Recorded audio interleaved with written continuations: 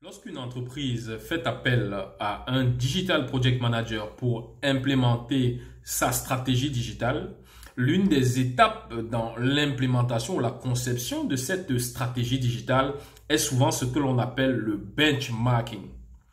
Ce mot, il a l'air un peu compliqué et pourtant c'est quelque chose d'assez simple.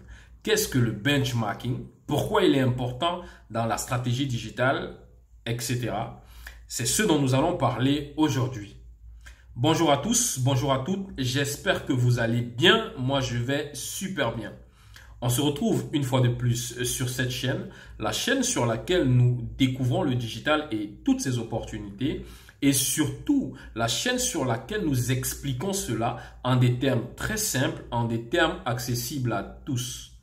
Je vais dans un premier temps vous inviter à vous abonner à la chaîne si vous n'êtes pas encore abonné pour pouvoir découvrir avec nous le digital et à cliquer sur le bouton de notification pour être tenu informé chaque fois que nous allons publier une nouvelle vidéo sur cette chaîne.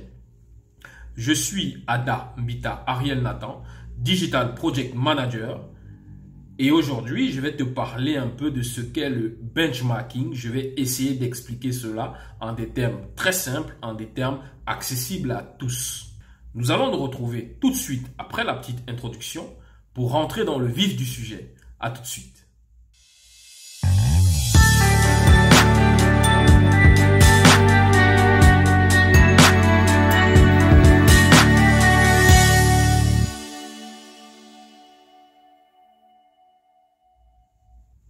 Bienvenue une fois de plus. Nous allons directement rentrer dans le vif du sujet. Le benchmarking.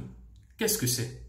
Imaginons que tu sois un joueur de jeux vidéo et que tu souhaites améliorer tes performances, améliorer ton score. Une bonne idée serait d'observer comment tes concurrents ou bien comment d'autres personnes qui jouent le même jeu que toi fonctionnent, quelles sont leurs stratégies, qu'est-ce qu'ils font pour être plus performants que toi et d'essayer d'appliquer les mêmes choses à ton niveau pour pouvoir être aussi performant. C'est ça en fait le benchmarking de manière très simple. Donc, de manière très simple, c'est quoi le benchmarking? Le benchmarking, c'est d'essayer de regarder ce que les autres de ton domaine, les autres du même domaine que toi font, ce qu'ils font de bien, ce qu'ils font de moins bien, d'en tirer des conclusions pour pouvoir toi aussi t'améliorer, pour pouvoir toi aussi faire comme eux si ce n'est mieux qu'eux. Donc, si tu es par exemple dans le e-commerce et que tu souhaites améliorer tes performances dans le e-commerce, tu souhaites mettre en place une stratégie digitale qui va te permettre d'augmenter tes ventes dans le e-commerce. Et le benchmarking va, par exemple, consister à voir ceux qui font déjà du e-commerce dans ton contexte, ceux qui font du e-commerce peut-être dans ta ville, dans ton pays, sur le même segment que toi. Qu'est-ce qu'ils font? Qu'est-ce qu'ils font? Quelles sont leurs stratégies? Quelles sont leurs actions? Et leurs actions là, quelles sont les actions qu'ils font qui marchent? Quelles sont les actions qu'ils font qui ne marchent pas? Et tu vas, de ces informations, tu vas tirer ce qui est intéressant pour toi. Les actions qu'ils font, par exemple, qui marchent, qui fonctionnent, tu peux t'en inspirer pour implémenter tes propres actions, etc. De manière très simple, c'est ça le benchmarking. C'est d'observer ce que les autres font, de bien ou de mal, et d'en tirer les conclusions pour soi-même, pour pouvoir s'améliorer, pour pouvoir faire mieux. De manière très simple, c'est ça. Dans le monde du digital, il est important donc de faire le benchmarking. Pourquoi il était important de faire le benchmarking? Tout simplement parce que le digital est un univers où les choses changent très vite. Et comme les choses changent très vite, ce qui était vrai aujourd'hui n'est pas forcément vrai demain. C'est au travers du benchmarking que tu vas donc pouvoir suivre ce que les autres font, parce que les autres aussi peuvent être au fait de l'évolution du digital et mettre en place des stratégies qui fonctionnent.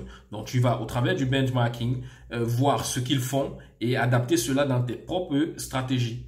Donc, c'est pour ça que le benchmarking, il est important dans ton processus de conception de stratégie digitale. Parce qu'il est important, je vais te présenter ici 5 raisons pour lesquelles tu devrais toujours faire un benchmarking dans ton processus de création, de conception ou d'implémentation de la stratégie digitale. La première raison, c'est d'apprendre des meilleurs. En effet, le benchmarking te donne l'opportunité de voir ce que les meilleurs de ton domaine, les meilleurs de ton segment font, de t'en inspirer toi aussi pour implémenter, pour élaborer ta stratégie digitale. Ça veut dire que si tu veux vendre des chips, Tu vas aller regarder par exemple sur les réseaux sociaux ou bien sur le site internet des plus gros vendeurs de chips de ta région. Si tu veux vendre dans ta région, tu regardes ce qu'ils font, quelles sont leurs stratégies et tu essayes de répliquer cela ou d'améliorer cela dans ta stratégie à toi-même. En copiant ce que eux ils font qui marche déjà bien, tu as plus de chances que pour toi aussi fonctionne que de partir de zéro. On ne réinvente pas la roue. Il ne sert à rien de vouloir tout réinventer soi-même. Tu es en train de perdre du temps et de l'argent. Inspire-toi de ce que les autres font déjà qui marche, qui fonctionne pour implémenter pour toi. La deuxième raison, c'est de rester à jour.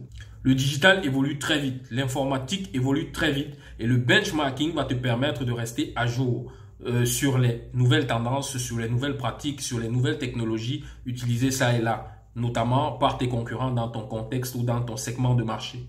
Il te permet, il participe à t'aider à faire de la veille en fait, de la veille concurrentielle. La troisième bonne raison, c'est qu'il te permet d'identifier des améliorations à faire. Au travers du benchmarking, tu vas évaluer les performances des autres en comparant avec tes performances à toi pour savoir exactement sur quels axes tu peux t'améliorer pour être mieux qu'eux, pour faire mieux que ces personnes ou ces concurrents-là. La quatrième bonne raison de faire du benchmarking, c'est qu'il te permet de fixer des objectifs réalistes. Le benchmarking va te permettre de comprendre ce qui est possible et va t'aider à déterminer ou à fixer des objectifs réalistes. Tout simplement en observant ce que les autres font. Tu peux être vendeur de chips par exemple. Tu peux être avoir une boutique de e-commerce.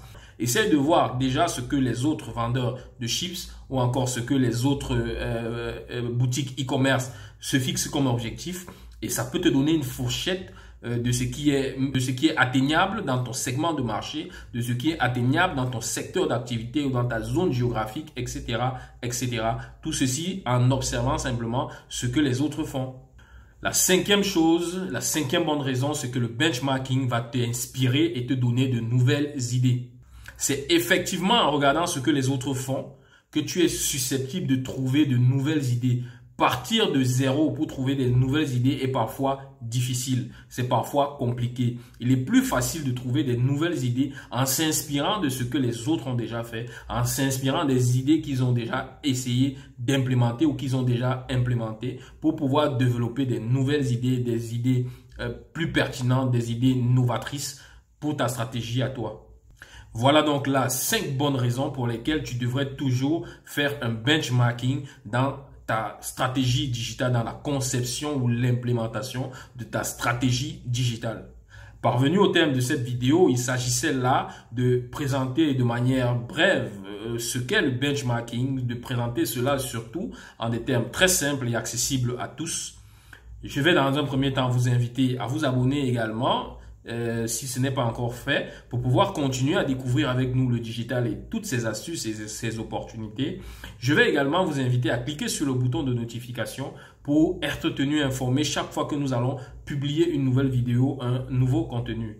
N'oubliez pas de liker cette vidéo et de la partager. Ce sont vos likes qui nous donnent la force. Ce sont vos partages qui vous donnent la force. Ce sont tous vos commentaires qui nous donnent la force de continuer à produire du contenu, de continuer à partager avec vous notre savoir, de continuer à essayer de vous expliquer en des termes très simples les choses du digital pour que nous puissions utiliser le digital et tous les outils qu'il met à notre disposition de manière optimale pour améliorer nos conditions de vie, pour développer notre continent, parce que nous pensons que le digital peut être un formidable levier de développement pour nous en Afrique. Je vous remercie une fois de plus pour votre attention et je vous donne rendez-vous dans une prochaine vidéo. On se dit à la prochaine. Bye bye.